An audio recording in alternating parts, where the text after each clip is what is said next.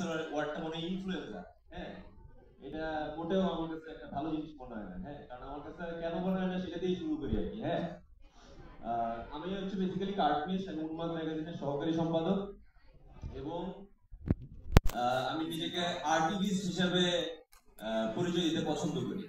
আর্টিভিস্ট মানে হচ্ছে কি যে যে আর্টের মাধ্যমে অ্যাক্টিভিজম করে। হ্যাঁ, যেমন এটা আমার আঁকা, এটার নাম দিচ্ছি আমি হচ্ছে কলা সিনা। হ্যাঁ, যে ওয়ার্ল্ডের সবচেয়ে এক্সপেন্সিভ কলা একটা বিক্রি হলো কয়েকদিন আগে। এটা হচ্ছে গিয়ে ওয়ার্ল্ডের সবচেয়ে ওয়ার্স্ট, হ্যাঁ, বাট এক্সপেন্সিভ, কারণ এই এই কলাটা যাকে নিয়ে আঁকা সে হচ্ছে গিয়ে প্রায় 13-14 লক্ষ কোটি টাকা হচ্ছে গিয়ে তার সাঙ্গভঙ্গ সহ, মানে এটা জাস্ট একটা অ্যামাউন্ট বললাম আর কি, সে যা লোপাট করছে। হ্যাঁ, আর তার বর্তমান অবস্থা এরকম আমরা দেখতে চাই আসলে। হ্যাঁ, সো আমরা একটু গোল্ডফিশ মেমোরি, তো সো আমি আসলে ট্রাই করি ব্যাপারটা ক্যারি করতে, হ্যাঁ, যাতে সবার মনে থাকে। হ্যাঁ, সো আমি জানি যে এটা রিস্কও আছে, কারণ বাংলাদেশে পলিটিক্স এর ব্যাপার স্যাপার রিপিট হয়, স্টোরি রিপিট হয়, হিস্টোরি রিপিট হয়। হ্যাঁ, সো আন্দোলনের, এই যে সবাই আন্দোলনে ছিল তো এখানে নাকি? শাবাশ, that's the spirit, very good. So আন্দোলনে একটা ঘটনা ঘটছে আমার সঙ্গে, যেটা হচ্ছে গিয়ে যে 4ই আগস্ট আমি হচ্ছে গিয়ে ধানমন্ডিতে, আমরা যখন পুরা ইয়াদের সাথে হচ্ছে গিয়ে কি বলে ক্রাউডের সাথে আমরা আওয়ামী লীগের পার্টি অফিস ঘেরাও দিতে গেছিলাম, তখন হচ্ছে গিয়ে পুলিশ আমাদের গুলি মারতে পারে। তা আমি হচ্ছে গিয়ে অনেকের সাথে আমিও 9টা রাবার বুলেট খাইছিলাম আর কি। হ্যাঁ, বুকে। তো আহ, ওই ঘটনার 71 দিন পরে গিয়ে হচ্ছে কি আমার রিয়েলাইজেশন হয়েছে যে এই লাইফটা তো আসলে আমার বোনাস লাইফ। হ্যাঁ, আমি তো ওই দিন তো আসলে হয়ে যেতে পারতাম, এটা রাবার বুলেট না হয়ে এটা অ্যাকচুয়াল বুলেট হতে পারতো। রাবার বুলেট ধরেন এইখান আমার এই পর্যন্ত লাগছিল, সাইড টু নিচে লাগলে হচ্ছে কি আমার মোটামুটি পুরুষত্ব শেষ হয়ে যেত। হ্যাঁ, আর উপরেরটা লাগছিল এখানে লাস্ট ওয়ান, সো এটার থেকে 10 ইঞ্চি উপরে লাগলে আমি চোখা না হয়ে যেত আমার। হ্যাঁ, রিয়েল বুলেট দিকে ঢুকে দিতে বাইরে গেলে মরে যেতে পারতাম, এদিকে ঢুকে গেলে মগজ চাটকে পড়ে থাকতে পারতাম, যেটা ঘটছে আমাদের অনেকের ক্ষেত্রেই। সো ওই দিন আমার মনে হচ্ছিল আচ্ছা লাইফ তো বোনাস পাইছি। হ্যাঁ, আল্লাহ তো আহ, মানে দয়া করছে আমার উপরে যে সে আমাকে এই বোনাস লাইফটা দিছে। সো এই বোনাস লাইফটা ইউটিলাইজ করাটা খুব ইম্পর্টেন্ট, যে কিভাবে ইউটিলাইজ করবো। হ্যাঁ, বোনাস কি করে মানুষজন, ধরেন এই যে আপনারা তো বোধহয় কেউ জব টব করেন না নাকি, এখনো জব করেন না? বাট এই যে সামনে যারা ওনারা আছেন ওনারা নিশ্চয়ই জব করেন, এবং জব করলে এখানে নিশ্চয়ই থাকে না ইয়ারলি বোনাস দেয় বা ঈদে বোনাস দেয়, বিভিন্ন সময় বোনাস দেয়। বোনাস ইউজুয়ালি মানুষ হচ্ছে খরচ করে, উড়ায়, গিফট করে মানুষকে, জমায়, পার্টি করে, এই করে, বিদেশ ঘুরতে যায়, অনেক কিছু করে, রাইট নাকি? হ্যাঁ, হ্যাঁ, ঠিক, ঠিক না? হ্যাঁ, সো আমাদের হচ্ছে গিয়ে যে লাইফ যেটা একটা বোনাস পাইছি, বোনাসটা এমন ভাবে ইউটিলাইজ করা উচিত যেখানে আসলে কোনো রিগ্রেট যাতে না থাকে, কারণ হিসাবে তো মরেই যাওয়ার কথা ছিল নাকি? আমাদের এমনিতে পয়সা থাকার কথা না। সো এখন যখন অনেকে বলে হচ্ছে যে এগুলো যে করতেছে এটা তো সে তো গেছে গায়, হ্যাঁ, তাহলে এখন এটা করার কারণটা কি? সে গেছে গা ঠিক আছে, কিন্তু আমরা তো আমাদের হিস্ট্রি জানি যে আমরা হিস্ট্রিতে এইরকম মানুষজন রিপিট হয়, ব্যাক করে আইসা আবার চুরি করে, আবার ক্ষমতার লোভ দেখায়, বলে যে আরে আমরা তো মুখ ভালো করে দিব, খারাপ করে দিব, এই করে দিব, এই করে দিব, কিন্তু আইসা খালি করে হচ্ছে চুরি টাকা। হ্যাঁ, এই মানুষগুলোর বিচার হওয়াটা খুব জরুরি। হ্যাঁ, এবং ততদিন পর্যন্ত মানে এইরকম ব্যাপারটা ক্যারি করাটা জরুরি যতদিন পর্যন্ত না বিচারটা হয়। এই যে ধরেন কোনো না কোনো একটা গ্রুপ হচ্ছে গিয়ে, এই যে এটা যখন জুতা মেরে রং মেরে আমরা ইয়া করছিলাম, তখন তারপরে আবার কে কারা জানি হচ্ছে গিয়ে সাদা মেরে দিয়ে আসছে। হ্যাঁ, মানে খুব তাড়াহুড়া, এমন যে একটা তাড়াহুড়া যে না এগুলো মনে হয় ইমেজের সমস্যা, আমাদের দেশের ইয়া হবে, সবকিছু ক্লিন করে ফেলি। হ্যাঁ, এগুলো মনে হয় দেখলে মনে হয় কেমন জিনিস লাগে। হ্যাঁ, অনেকেই হাতে খেলায়, কারণ সবাই তো মোটামুটি সুযোগ সুবিধা পাইছে। হ্যাঁ, চুরির অংশ ছিল অনেকেই। হ্যাঁ, সো এই জন্য হয়তো বিচার করতেও অনেক টাইম লাগে আর কি, যে মানে কি বলে কে কাজ কখন কি বলে থলের বিড়াল বের হয়ে যায় তার কোনো ঠিক ঠিকানা নেই। তো যেটা দিয়ে শুরু করছিলাম যে আমাকে গালি দিচ্ছে যে ইনফ্লুয়েন্সার বইলা। হ্যাঁ, ইনফ্লুয়েন্সার ওয়ার্ডটা অলওয়েজ শুনছি হচ্ছে যে যখন হচ্ছে আমরা শুনতাম এরকম যে আহ, থাকে না যে ওয়ার্ল্ডের অমুক ইনফ্লুয়েন্সিয়াল পার্সন ফোর্বস এর নাম আসছে, বা ওয়ার্ল্ডের অমুক ইনফ্লুয়েন্সিয়াল পার্সন টাইম ম্যাগাজিনের নাম আসছে, এরা হচ্ছে কি ইনফ্লুয়েন্সার বলে আমরা অলওয়েজ জানতাম। হ্যাঁ, এখন কেমন জানি প্যারামিটার চেঞ্জ হয়ে গেছে, এখন হচ্ছে লাইক কমেন্ট শেয়ার এবং ফলোয়ারের উপর বেস করে হচ্ছে ইনফ্লুয়েন্সার নির্ধারিত হয়। 5,000 থেকে 10,000 হইলে মাইক্রো ইনফ্লুয়েন্সার, 10,000 থেকে 1 কোটি মিলিয়ন হইলে হচ্ছে গিয়ে যে মেগা ইনফ্লুয়েন্সার, এরকম ভাবে হচ্ছে গিয়ে ডিসাইডেড হয়। ব্যাপারটা খুবই উইয়ার্ড, বুঝছেন? সো এই ওয়ার্ডটা আমার কাছে খুবই প্যাথেটিক লাগে। হ্যাঁ, তো যাই হোক, এই আমরা কি বলে এসব সাইড টপিক অনেক কথাবার্তা বলে ফেলছি, যেহেতু আমরা creative challenge riot 6 national creative চ্যালেঞ্জে আসছি, তো আমাদের তো মনে হচ্ছে ক্রিয়েটিভ চ্যালেঞ্জ নিয়ে কথা বলা দরকার নাকি? সমস্যা হচ্ছে যে আমার এই যে সকালবেলা যে ওরা টাইম নিয়ে আসছে, আমি আমার লুঙ্গি বলতে চেঞ্জ করতে পারলাম, কি একটা আজীব বিষয়। হ্যাঁ, মানে আমার হচ্ছে এখন ঘুমানোর টাইম। হ্যাঁ, আমি মানে থাকে না যে এক একজনের রুটিন এক এক রকম হয়। হ্যাঁ, এটা ওই যে আর্টিস্ট বলে রাত জেগে বোঝার ব্যাপারটা তা না, আমার রুটিন হয়ে গেছে এরকম যে আমি হচ্ছে রাত জেগে কাজ করতে পছন্দ করি, কারণ সারাদিনই এত কেউ আমার ভালো লাগে না। হ্যাঁ, তো জাস্ট আপনারা আসছেন বলে হচ্ছে মনে হয় যাচ্ছে স্টুডেন্টরা নাকি আসছে, স্কুল কলেজের স্টুডেন্টরা আসছে, ওরা যেহেতু ভোরবেলা সকালবেলা কাজ করে, কেউ ক্লাস করে, তো তাদের সম্মানার্থে আমি হচ্ছে কি বেসিক্যালি সকালবেলা আসতে রাজি হয়েছিলাম। হ্যাঁ, এত সকালবেলা হবে আমি বুঝিনি। হ্যাঁ, তো আমি ঝিমাইতে ঝিমাইতে আসছি, আইসা আমার কফি খাওয়াইছি, কফি খাওয়ানোর পরে হচ্ছে কি আমি একটু চাঙ্গা হয়েছি, তারপরে আপনাদের চিৎকার শুনে একটু চাঙ্গা হয়েছে। হ্যাঁ, তো আমাকে একটু চাঙ্গা করেন, একবার একটু চিৎকার করেন। Very good, very good, very good, very good. So প্রথমত আপনার মাথার মধ্যে চিন্তা করতে থাকেন যে কি কি প্রশ্ন করতে চান না করতে চান, বিকজ আমি আপনাদের সঙ্গে ইন্টারঅ্যাক্ট করতে চাই এবং আপনাদের জন্য আমি গিফট নিয়ে আসছি। হ্যাঁ, এখানে আপনাদের জন্য I got some stickers, I got some sketchbooks. হ্যাঁ, হ্যাঁ, সো কোয়েশ্চেন যে ভালো প্রশ্ন করবে তার জন্য স্টিকার থাকবে, যে খারাপ প্রশ্ন করবে তার জন্য স্কেচবুক থাকবে। হ্যাঁ, এবং you can ask anything, হ্যাঁ, any sort of question। এই যে এখন যেহেতু আমরা আন্দোলন করে একটা বাক স্বাধীনতা পাইছি, হ্যাঁ, you can ask anything to anyone without any hesitation, without any কি বলে ভয়ভীতি। হ্যাঁ, ঠিক তো নাকি? ওকে, গুড। সো আমি বেসিক্যালি কোনো প্রিপারেশন নিয়ে আসিনি, বুঝছেন? মানে আমারে বলছে গতকালকে, আমার মনে পড়ছে যে যাচ্ছে এরকম একটা বিষয় আছে, আমি কি বলবো, আমি সকাল থেকে চিন্তা করছিলাম যে কি বলবো। হ্যাঁ, কি নিয়ে কথা বলা উচিত। হ্যাঁ, তা আমি যেহেতু আঁকা আঁকি মানুষ, হ্যাঁ, আঁকা আঁকি আসলে যে সবাই কি বলে আঁকা আঁকি একটি ইমোশনাল ব্যাপার সাথে, তাই না? আপনারা এখানে ম্যাক্সিমাম কি সায়েন্সের স্টুডেন্ট? আচ্ছা, আপনাদের কাছে কতজনের কাছে মনে হয় যে আঁকা আঁকি ইমোশনাল ব্যাপার, আঁকা আঁকির সঙ্গে সায়েন্স রিলেটেড? আঁকা আঁকি ইমোশনাল ব্যাপার কে মনে করে? আচ্ছা, আঁকা আঁকির সঙ্গে সায়েন্স রিলেটেড এটাকে কে মনে করে? রেশিওটা খারাপ না? হ্যাঁ, সো আমার কাছে লাগে হচ্ছে গিয়ে যে আইনস্টাইনের একটা কথা আছে না যে কি বলে, সায়েন্স উইদাউট রিলিজিয়ন ব্লা ব্লা ব্লা, দেন রিলিজিয়ন উইদাউট সায়েন্স ব্লা ব্লা ব্লা। হ্যাঁ, আমার কাছে লাগে হচ্ছে আর্টের ব্যাপারটা ওইরকম আর, বুঝছেন? যে সায়েন্সের সঙ্গে আর্টের কানেকশন অনেক বেশি, কিন্তু মজাটা হচ্ছে গিয়ে যে সায়েন্স হচ্ছে গিয়ে লজিক্যাল অলওয়েজ, আর আর্ট হচ্ছে গিয়ে লজিকের সাথেও চাইলে লজিকের ভাঙচুর করে ফেলাইতে পারে। হ্যাঁ, ওই ব্যাপারটা কার্টুনে ঘটে আরো বেশি। আমি বেসিক্যালি যেহেতু কার্টুনিস্ট, কার্টুন আঁকি, কার্টুনের মাধ্যমে অনেক মজার মজার আইডিয়াস, অনেক মজার মজার ক্রিয়েটিভ কি বলে ইনভেনশনস কিন্তু টু সাম এক্সটেন্ট ঘটছে কার্টুনের মাধ্যমে। যেমন ধরেন আপনারা স্টার ওয়ার্স এর নাম শুনছেন না?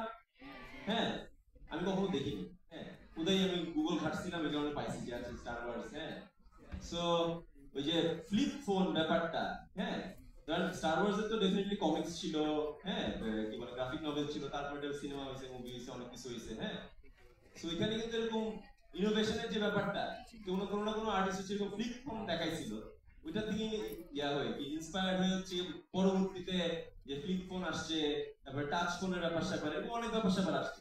সো এই যে সিনেমা তো part of art, right? So ওইখান থেকে এই ব্যাপারটা আসছে। যেমন আমি আমার পার্সোনাল লাইফ থেকে বলি হচ্ছে কিভাবে art can be related to science. হ্যাঁ, এবং art can be related to এনভায়রনমেন্টের যে পলিউশন, ওইটা দূর করার ক্ষেত্রে কেমন হেল্পফুল। আর্ট কিভাবে পসিবল হচ্ছে গিয়ে সোশ্যাল চেঞ্জ করার ক্ষেত্রে। হ্যাঁ, সোশ্যাল চেঞ্জের জায়গা থেকে বলি, আমাদের দেশের একটা বড় সমস্যা আমার কাছে লাগা হচ্ছে যে আপনি এটা খেয়াল করছেন কখনো যে রাস্তাঘাটে মানুষজন মূত্র বিসর্জন করে? হ্যাঁ, এই ব্যাপারটা আমার অসম্ভব অপছন্দের একটা বিষয়। হ্যাঁ, এবং মজার বিষয় হচ্ছে গিয়ে যে যেহেতু কি বলে 50% অফ দ্য পপুলেশন রাস্তায় মূত্র বিসর্জন করে না, তারা কারা? তারা হচ্ছে নারী। বাকি 50% হচ্ছে পুরুষ, তাদের লজ্জা শরমের মাথা খায়, তারা হচ্ছে রাস্তার মধ্যে ঘুরে। আই ডোন্ট নো ভাই। হ্যাঁ, উইয়ার্ড। হ্যাঁ, কোনো সেন্স নাই, মানে এই ভাষা বললো, এই দাঁড়া গেল, এই কোনো চিপা পাইলে গেছে। হ্যাঁ, এত উইয়ার্ড একটা বিষয়। হ্যাঁ, আমার কাছে এত অদ্ভুত লাগে ব্যাপারটা, যে এমনিতে তারা হচ্ছে গিয়ে যে কে কি পোশাক পরলো না পরলো এটা নিয়ে তাদের খুব মাথা ব্যথা, কিন্তু জিপার কইলা বসে পড়তে তাদের কোনো মাথা ব্যথা। হ্যাঁ, অদ্ভুত একটা বিষয়। তো এই ব্যাপারটার ব্যাপারে আমি কিছু অ্যাটেম্প নিয়েছিলাম, মানে ইন আর্টসি হয়েছে। হ্যাঁ, তো আমি হচ্ছে আমাদের এলাকার একটা জোন আছে এরকম যে মানুষজন রেগুলার মুক্ত। হ্যাঁ, তা আমি হচ্ছে ওই জায়গাটাকে গিয়ে পরিষ্কার করে আমার টিম সহ, পোলামেন সহ, ভলেন্টিয়ার সহ ওই জায়গাটা পরিষ্কার করে হচ্ছে গিয়ে কালার করছিলাম। কালার করার পর 6 মাস জায়গাটা খুব পরিষ্কার ছিল। তারপরে আবার মানুষ কোথা চলে গেছে, অদ্ভুত। তো আমার কথা হচ্ছে গিয়ে যে এভাবে তো হাল ছাড়া যাবে, তাই না? মানুষজন সুযোগটা পায় ওইখানে, যে আমরা একটা চেঞ্জ এক মুহূর্ত ট্রাই করে আটকায় ফেলি, মানে এরপরে আর এটা নিয়ে কিছু করি না। হ্যাঁ, ওদের যদি মুখ আটকাইতে সমস্যা হয়, তাহলে আমারও আমার ক্রিয়েটিভিটি আটকানোর ব্যাপারটা আমাকেও ছেড়ে দিতে হবে, বুঝলেন নাই? মূত্র বিসর্জনের মতন আটকে রাখা যাবে। হ্যাঁ, আমি ঠিক করলাম যে ঠিক আছে, আবার আবার করতেছে সে যেহেতু ব্যাপারটা, এবার আমি নতুন কিছু করি। রাইট, সেটাই করছি।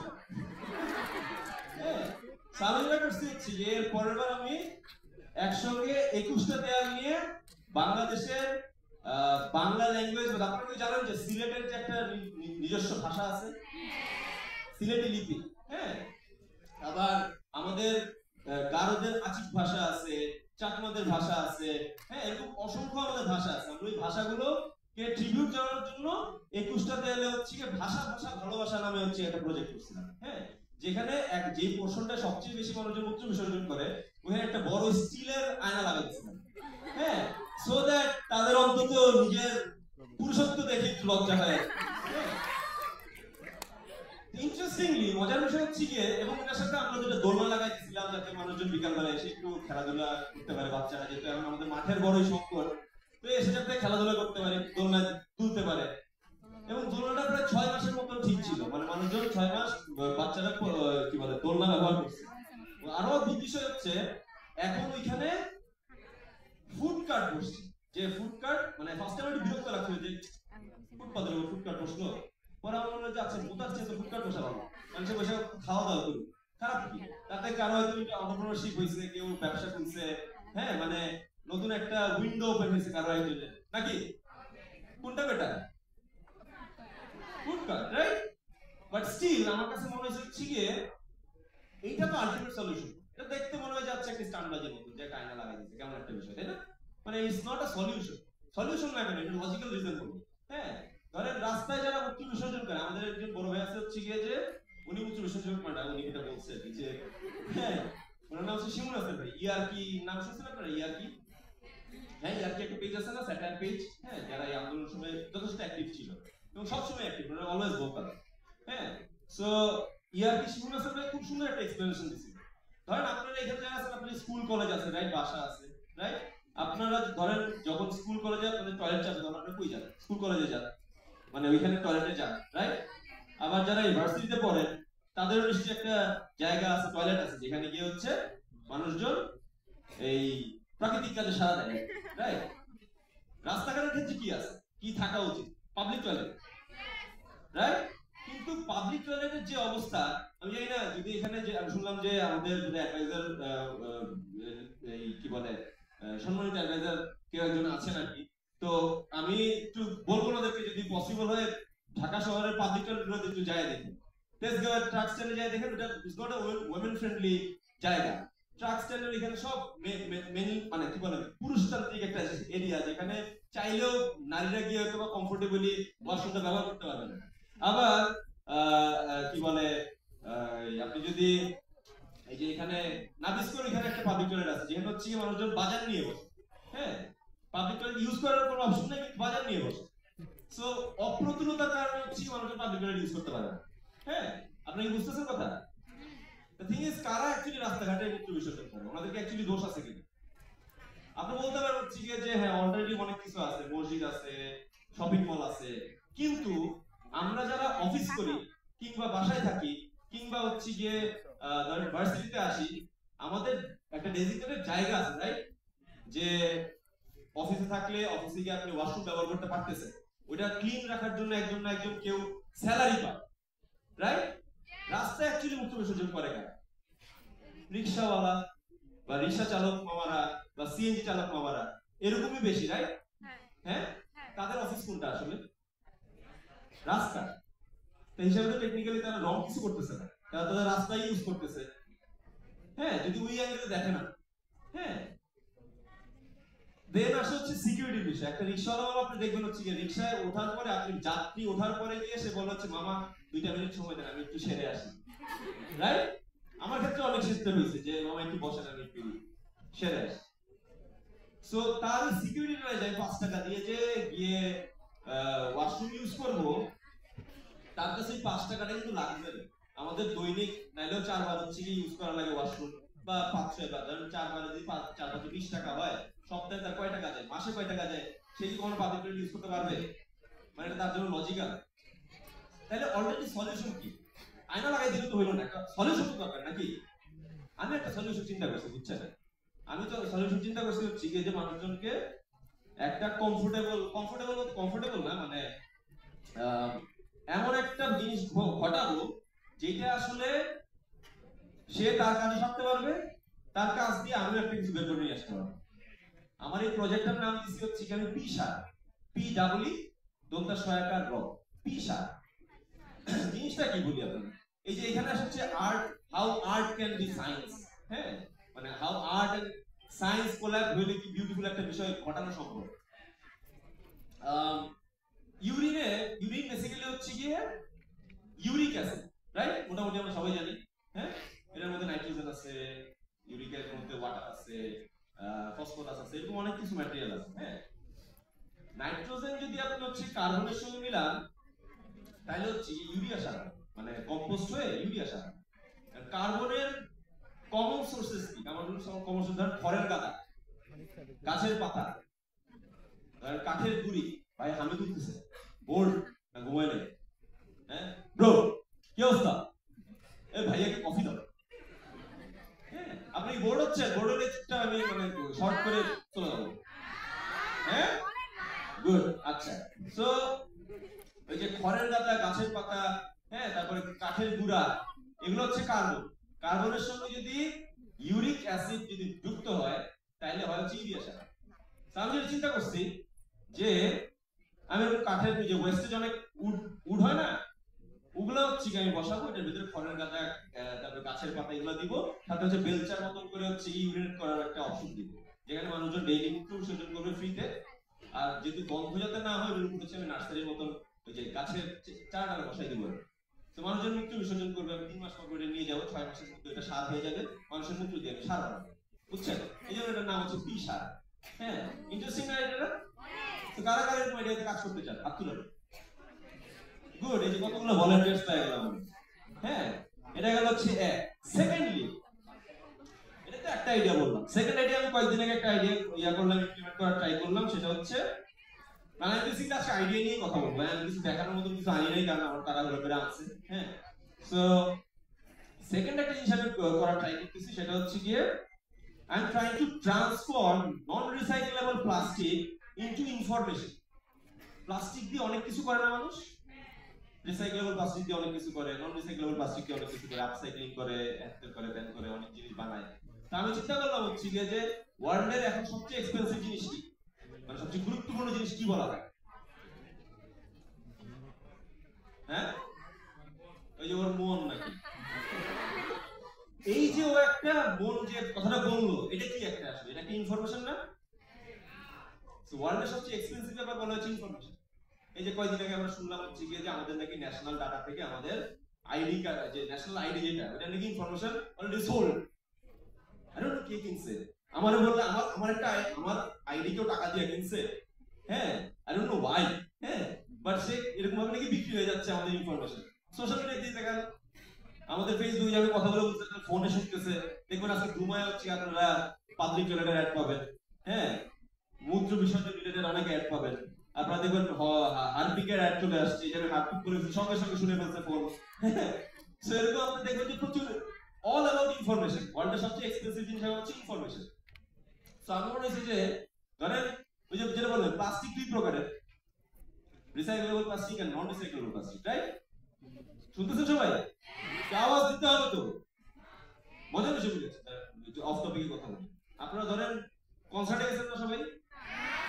কনসার্টে সব যায় না, কেটে যায় না, ওরা যায় না। আরে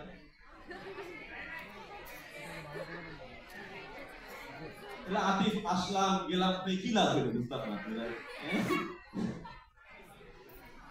আমার কাছে না আজকে সকালবেলা ভোরবেলা হঠাৎ করে আমার কাছে মনে হয়েছে যে ওয়াজ মাহফিল আর কনসার্টের মধ্যে ডিফারেন্স নাকি একটা।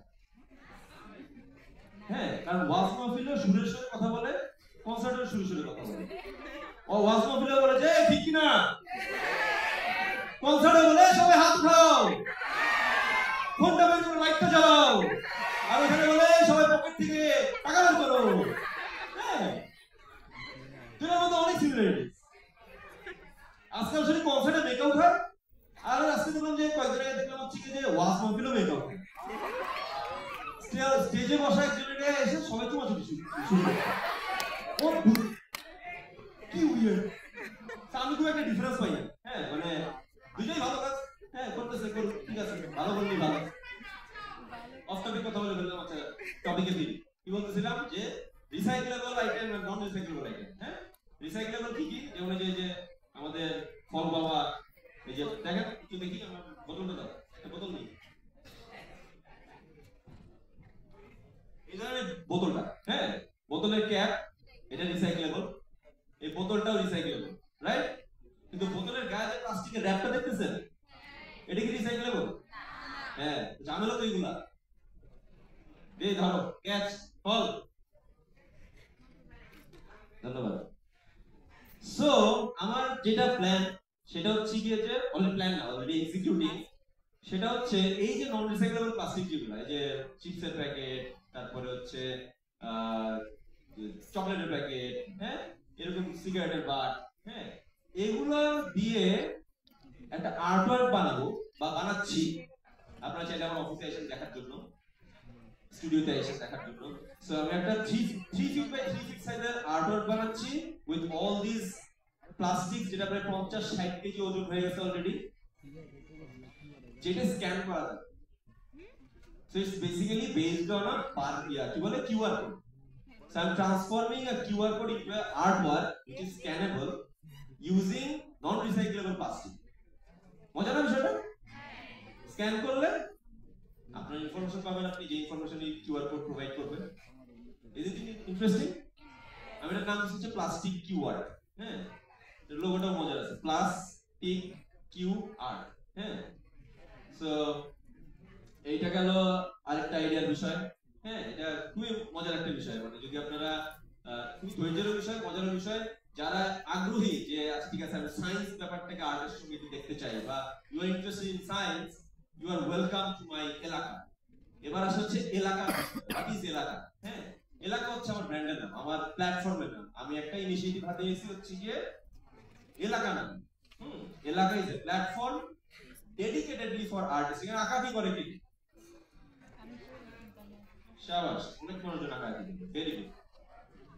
আঁকা কি বলতে বোঝাচ্ছি যে আঁকা কি, নাচ, গান, এভরিথিং রিলেটেড টু আর্ট। কে কে করেন? লেখালেখি, কবিতা লেখা, গান লেখা, এভরিওয়ান, রাইট? এগুলো করে পয়সা কামান কয়জন? কয়জন? একজন, দুইজন, তিনজন, 4-5 জন আছেন, এই সাইডে 6 জন আছেন, 7 জন আছেন, আর হাতুড়ে ছিলেন কয়জন? সবাই, রাইট? আমার প্ল্যাটফর্মের বিষয়টা বলি, তার আগে বলি হচ্ছে বাংলাদেশের আরেকটা সমস্যা যেটা সবচেয়ে বেশি ফেস করে আর্টিস্টরা। কারণ কর্পোরেটরা পুষামেসে পেমেন্ট পাওয়া যায়, ব্যাংকাররা মাসে কাজ করলে পেমেন্ট পাওয়া যায়। আর্টিস্টদের পেমেন্টের ক্ষেত্রে কেমন জানি একটা, সবার একটা কেমন জানি মনে হয় যে আর্টিস্টরা আসলে রং খায় বাঁচে, আর্টিস্টদের খাওয়া দাওয়া করা লাগে না। হ্যাঁ, ওরা আসলে ওদের কি বলে খাওয়ানোর বিল হাওয়ায় যোগায়। হ্যাঁ, কেমন জানি একটা ওয়েট বিষয়। এবং আর্টিস্টরা যখন আবার ওইখান থেকে নিজে কিছু করতে চায় যে আচ্ছা আমি নিজের চেষ্টায় কিছু একটা করি, তখন কি করতে হয়? আর্টিস্টের আঁকতে হয়, তারপরে হচ্ছে গিয়ে তাকে ওটা প্রডিউস করতে হয়, তারপরে সেটা তাকে মার্কেটিং করতে হয়, তারপরে সেটা তাকে হচ্ছে বেচতে হয়, তারপরে সেটার খরচের হিসাবও রাখতে হয়। একটা মানুষ যদি এত কিছু করে তাহলে আঁকবে কখন, ক্রিয়েট করবে কখন? তাই না বলা হচ্ছে যে ক্রিয়েটিভ, ক্রিয়েটর, সে আর্টিস্ট নাকি? আপনি দেখেন একটা অফিস যখন কর্পোরেটে যখন একটা বিষয় হয়, কর্পোরেটে কিন্তু সবার কাজ সবাই কেউ না কেউ মানে ডেজিগনেটেড আছে, কিন্তু আর্টিস্টের ক্ষেত্রে আসলে হচ্ছে আর্টিস্টের সবকিছু করতে হয়। তারপরে না আছে কোনো ম্যানেজার, ম্যানেজার বুঝতে গেলে কেমনে কি হবে না হবে কিছুই কোনো ঠিক ঠিকানা নাই। পেমেন্টের বিষয় আসলে তো 3 মাস 6 মাস 8 মাস ঘোরানোর ব্যাপার সবার শুরু হয়ে যায়। আপনারা এখনো ইয়াং, এখন বুঝতেছেন না, হয়তো একটু বড় হলে বুঝবেন, আমি আগে থেকে এক্সাম দিয়ে রাখি। হ্যাঁ, দ্য থিং ইজ আপনারা যে হাত উঠাইছেন আপনারা সবাই আগ্রহী না? যদি আরো বেটার হতো না যদি হচ্ছে আপনারা if you could have earn from your own artwork, ব্যাপারটা কেমন লাগতো? ভালো লাগতো না? এবং যদি আপনার ব্র্যান্ডের মাধ্যমে জিনিসটা হইতো তাহলে আরো ভালো লাগতো না? সো আপনার আমরা যদি বলি হচ্ছে যে দেয়ার ইজ এ প্ল্যাটফর্ম যেখানে হচ্ছে আপনার কাজ হচ্ছে খালি আঁকা, বাকি যাবতীয় যে কাজগুলা ওগুলো ওই প্ল্যাটফর্ম করে দিও, তাহলে আপনার কাছে কেমন লাগে?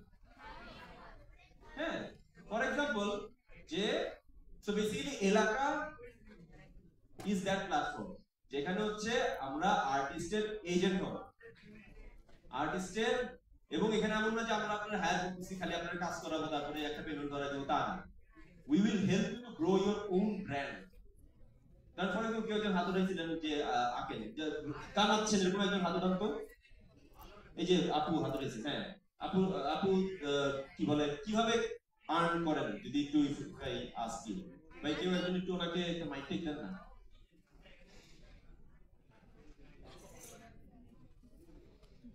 আসসালামু আলাইকুম। আমি মূলত ড্রয়িং করি আর ক্রাফটিং করি। তো আমার এগুলো যা পছন্দ হয় আমার থেকে কিনে বাসার আশেপাশ থেকে এই আর আপনার কি ফেসবুক পেজ আছে কোনো? আমার একটা ইউটিউব চ্যানেল আছে, নিউ খুলছি। হ্যাঁ, আর এমনিতে কোনো সোশ্যাল মিডিয়া পেজ যেখানে একটা হ্যাঁ হ্যাঁ কি বলতেছে পুরো বলেন না, আরেকবার বলেন।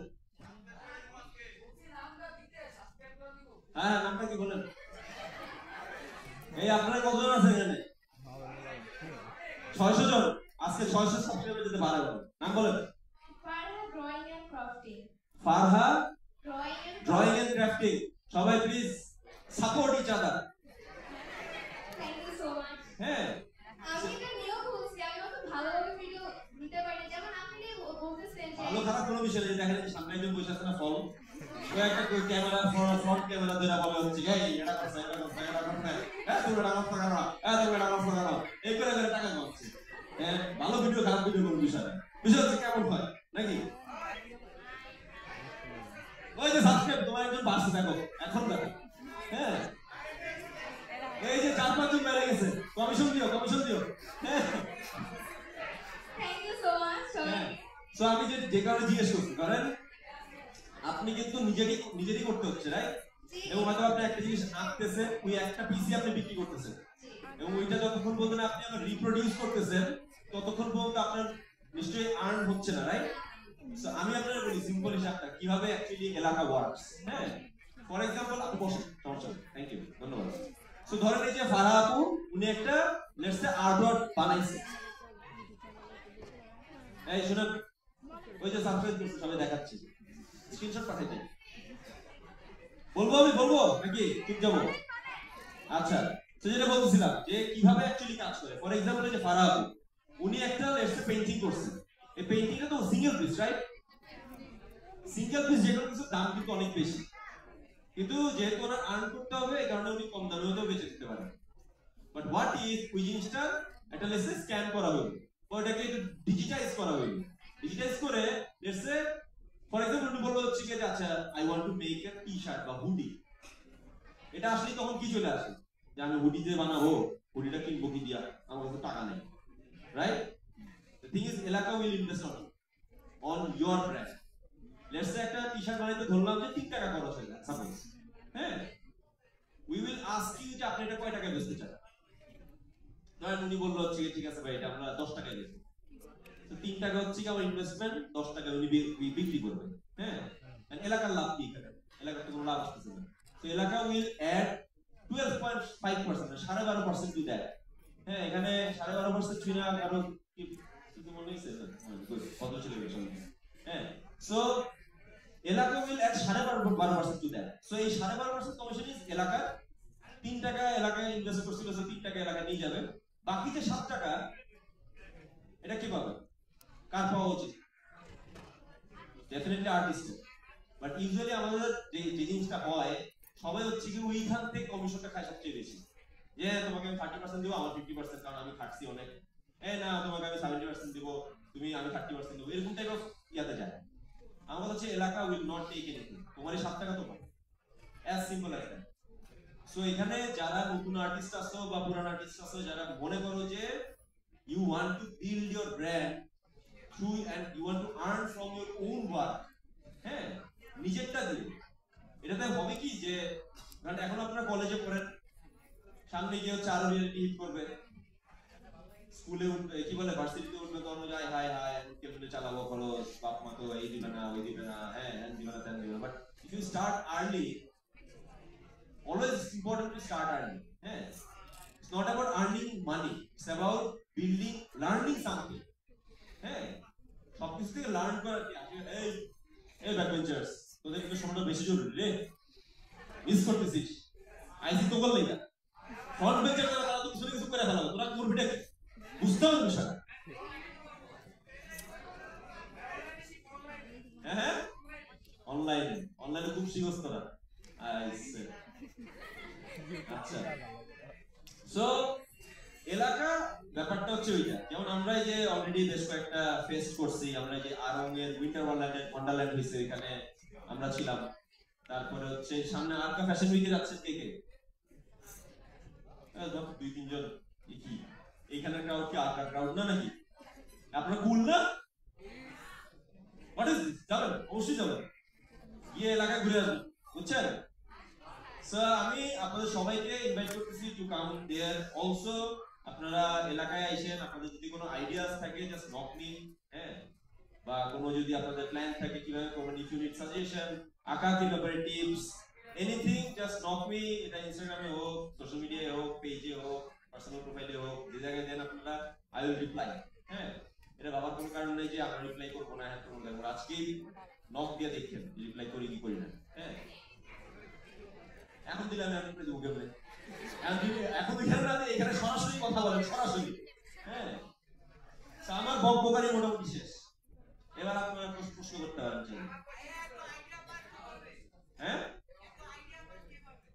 আইডিয়া পায় আমার কাছে এটা মনে হয় যে আইডিয়া ডিম পারে বুঝছেন আইডিয়ার ব্যাপারটা কি আমাদের ব্রেন খুবই অদ্ভুত একটা বিষয় বুঝছেন আমরা ব্রেন রে আপনি কি এটা জানেন যে আমাদের ব্রেন যে নেগেটিভ নিতে পারে না আমাদের ব্রেইনের ফাংশনালিটি কিন্তু হচ্ছে কি প্রবলেম সলভ করার জন্য আমরা বানাইছি আমরা প্রবলেম নিয়ে এত বেশি চিন্তা করি যে আমরা সলিউশনটা পাই না আপনি সলিউশন নিয়ে চিন্তা করলে automatically brain will give you the answer শুনতেছেন যে প্রশ্ন করছেন সে কই আমি যেটা করি হচ্ছে কি যে ধরেন কোন একটা লেটস সে কোন একটা টপিক নিয়ে আমার কিছু একটা করতে হবে আমি হচ্ছে এটা মাথায় নিয়ে ঘুরতে থাকি and I keeps on try to connect it আমার কাছে মনে হয় যে মাথার মধ্যে আইডিয়াটা ঘুরলে মাথার মধ্যে আইডিয়ার যে মুরগিটা আছে ডিম পারে and এটা it happens I see it happening এই কারণে ধরেন এই যে বিশালের আইডিয়া বের হইছে তারপরে এই যে প্লাস্টিক থেকে ইনফরমেশন ট্রান্সফর্ম করা যায় এটা বের হইছে because I want to মানে bring the solution I want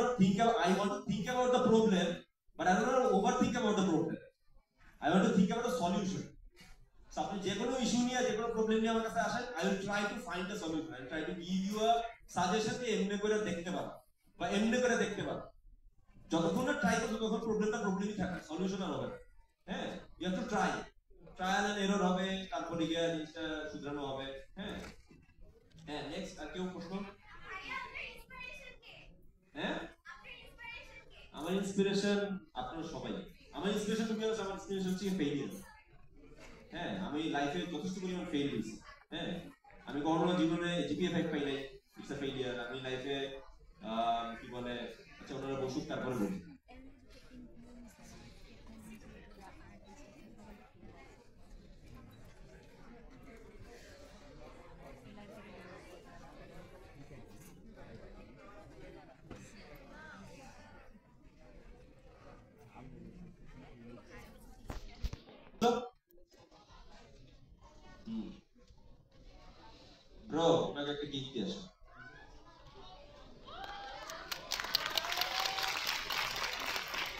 second question কি করছে? এই যে প্রথম চারজন কিন্তু স্কেচ বুক পেয়ে যাচ্ছে, তারপর সব স্টিকার যাবেন। ভাই ভাই কোশ্চেন আছে, হ্যাঁ হ্যাঁ হ্যাঁ কোশ্চেন আছে। হ্যাঁ বলতেছি দিতেছি। ওই যে আপুকে একটা দেন। ওই যে না এটা ভাইয়ের জন্য, ওইটা ভাইয়ের জন্য, হ্যাঁ এটা আপুর জন্য। কেউ যদি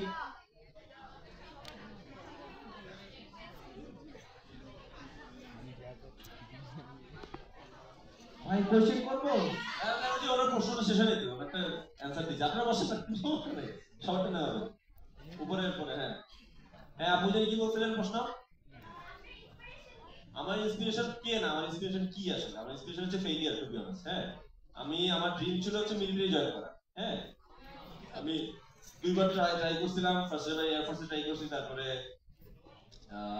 আর্মিতে ট্রাই করছি। 2 দফা রিজেক্টেড হওয়ার পর, রেড কার্ড পাওয়ার পর মনে হয়েছে যে আমার লাইফের আর কিছু নাই, আমি ফেইল। হ্যাঁ কারণ আমার লাইফে একটাই ড্রিম ছিল হচ্ছে যে এই যে মিলিটারি জয়েন করবো, দেশের জায়গা থাকবো, গুলি খাবো, মরে যাবো।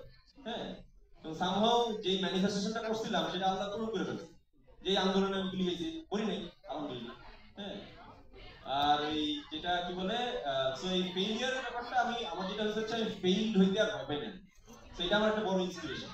হ্যাঁ এই একজন একটা প্রশ্ন আপনি আর করতে হবে না, আমি এখন জাকির নায়কের মতো কথা বলবো, একজন ওয়ান কোশ্চেন এর টাইম। ওই যে উপরে উপরে উপরে উপরে, হ্যাঁ ভাই দেখেন কাজ করতে গিয়ে কি কি চ্যালেঞ্জেস ফেস করতে হয়? কাজ করতে গিয়ে অনেক চ্যালেঞ্জেস ফেস করতে হয়। এখন যেমন একটা, এখন আমার যে চ্যালেঞ্জ আছে সেটা বলি। আমার এখন চ্যালেঞ্জ হচ্ছে গিয়ে যে আমি এখন প্রচুর পরিমাণে ডেথ সেট পাইতেছি, বুঝছেন? And I enjoy it. যেই মানুষের মরার ভয় নাই সেই মানুষের ডেথ সেট দেওয়ার লাভ নেই। সো যেমন এটা একটা বড় বড় চ্যালেঞ্জ, বুঝছেন? যে মরে যাওয়ার চেয়ে বড় চ্যালেঞ্জ নাই যে কেউ একদিন মারা ফেলাবে, এটা নিয়ে আপনার ঘর থেকে বেরোচ্ছেন আর বাসায় ঢুকতেছেন। হ্যাঁ সো এটা একটা চ্যালেঞ্জ। আবার ধরেন চ্যালেঞ্জেস কেমনে বলি, ধরেন বললাম তো অনেক রকমের, যে মানসিক যে ব্যাপারটা, ওইটাও একটা বড় চ্যালেঞ্জ। যে এত কিছু নিয়ে হচ্ছে গিয়ে কাজ করবো। যেমন একটা বড় চ্যালেঞ্জ হচ্ছে গিয়ে যে এই যে এতগুলা শহীদ হয়েছে আমাদের মানুষ, তাদের বিচার হয় না, তাদের এখনো আমরা তালিকা পাই নাই কতজন শহীদ হলো, তাদের যে আহত যারা আছে, এভরিডে ফ্রাস্ট্রেটেড তারা। হ্যাঁ এদের ব্যাপারে কতখানি কি খোঁজ নেওয়া হচ্ছে না নেওয়া হচ্ছে, এই বিষয়গুলোর পরেও এই মানসিক প্রেশার নিয়ে হইলেও হচ্ছে তারপরে গিয়ে আমাদের কাজ করতে হয়। হ্যাঁ মানে দিস ইজ লাইফ, বুঝেন নাই? তো অনেক রকমের চ্যালেঞ্জ আছে। হ্যাঁ মাঝে মধ্যে এরকম হয় কনস্টিপেটেড, এটা একটা চ্যালেঞ্জ। হ্যাঁ যে আগু হচ্ছে না, এটা কেমন একটা বিষয় না? তো অনেক রকমের চ্যালেঞ্জ। ভাই না হ্যাঁ এই যে হ্যাঁ আপু আপু আপু হ্যাঁ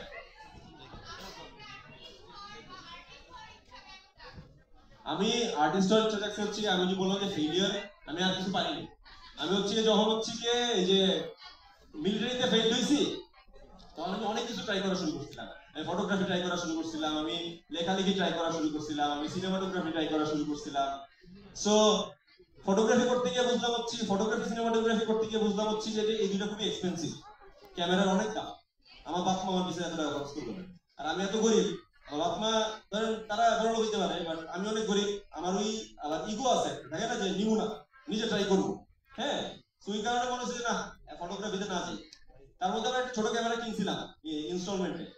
প্রথম একটা কোন একটা ইভেন্টে গেছিলাম, তারপরে ব্যাক করার সময় ফার্ম গেট থেকে, মতিঝিল থেকে ফার্ম গেটে আসতে আসতে হচ্ছে যে আমার পিক পকেট হয়ে গেছিল। ওই দিনের পর থেকে হচ্ছে যে আমার কি বলে ফটোগ্রাফির ভূত মাথার থেকে নেমে গেছিল আর কি। যে ইনস্টলমেন্টের উপর টানা লাগছে 12 মাস, চিন্তা করার একটা অবস্থা। প্রতি বছর কি টেনশন। তো তারপরে লেখালেখি ট্রাই করছি, ট্রাই করতে গিয়ে বুঝছি হচ্ছে গিয়ে যে লেখালেখি হচ্ছে গিয়ে এমন একটা বিষয়। যেমন আমার একটা বন্ধু বলছিল যে লেখালেখি হচ্ছে, ধরেন আপনি একটা জগ ভর্তি গ্লাস, জগ পানি ভর্তি জগ আছে আপনার, আপনি একটা গ্লাসের মধ্যে পানি ঢালতেছেন। হ্যাঁ সো এবং পানিটা কি হবে, পূর্ণ হইতে হইতে হইতে হইতে উপচয় করবে, রাইট? সেই যে গ্লাস ভর্তি, জগ ভর্তি, সেই পানি ভর্তি যে জগটা, পানি ভর্তি যে জগটা, এটা হচ্ছে যে বেসিক্যালি বই। আপনি যে ঢালতেছেন, এটা যদি গ্লাসে যদি আপনি হয়ে থাকেন, এই যে আপনি ঢালতেছেন, এটা হচ্ছে আপনার পাঠ, মানে আপনি কি পরিমাণ পাঠ করতেছেন। তারপরে যে উপচা পড়লো, এই উপচা পড়াটা হচ্ছে লেখা। আমাদের দেশের যদি লেখার মান খারাপ হইতে থাকে মানুষের বা লেখকের, এটা অন্যতম রিজন হচ্ছে যে তারা ওই গ্লাস পূর্ণ হওয়ার আগে হচ্ছে উপচানো শুরু করে। হ্যাঁ সো তারপরে গিয়ে বুঝছি হচ্ছে আচ্ছা লেখালেখি করার মতন জ্ঞান আমার নাই। হ্যাঁ লেখালেখি বই বের করা ইজ ভেরি, আমার কাছে মনে হচ্ছে এটা একটা মানে খুবই পবিত্র একটা বিষয়। হ্যাঁ হামতাম বই বের করা জাস্ট নাম করা হচ্ছে বাইক করে ইনফ্লুয়েন্সার গিরি করে বাইক করে, আসলে এটা খুবই একটা অপমান মনে হয় আমার কাছে বইয়ের জন্য। তো তারপরে যেমন হচ্ছে আচ্ছা আঁকা কি করে দিই, যেহেতু ছোটবেলায় পোলা ভাইদের মানে ফ্রেন্ডদের হচ্ছে প্র্যাকটিক্যাল খাতা এঁকে দিতাম, তুই জ্ঞানটা চর্চা করতে গিয়ে দেন আমি উন্মাদে গিয়ে পড়ি। So Unmad help me to become a cartoonist, to be honest. হ্যাঁ, আমার বস যে আমাদের বস আসানাবিদ, he helped us to become a cartoonist. হ্যাঁ, দেন সিনিয়ররা ছিল, তাদের সবার সাপোর্ট, এন্ড জুনিয়রদের কাছ থেকে শেখা, সব মিলায় আর কি। হ্যাঁ, আই লার্ন ফ্রম এভরিওয়্যার। এরপরে কার কার কাছ থেকে